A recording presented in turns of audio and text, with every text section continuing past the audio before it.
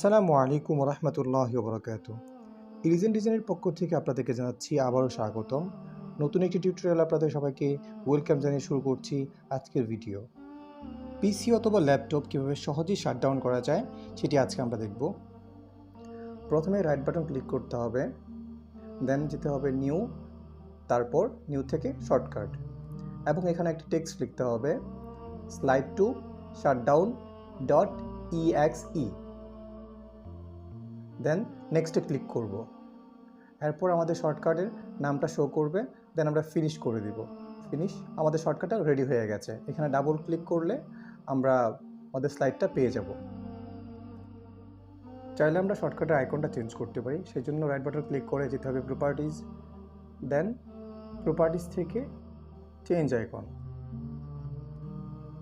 দেন ওকে। তারপর এখানে আমরা অনেকগুলো আইকন পাবো, সবগুলো স্ক্রল করে দেখতে পারি, অথবা আমাদের আইকন যেটা আছে শাটডাউনের আইকনটা আমরা সিলেক্ট করে দেব, দেন ওকে ক্লিক করব, এরপরে অ্যাপ্লাই, তারপরে ওকে করে দেব। আমাদের আইকনটা চেঞ্জ হয়ে গেছে। এখন আমরা ডাবল ক্লিক করে শাটডাউন স্লাইড করে দেব, শাটডাউন হয়ে যাবে।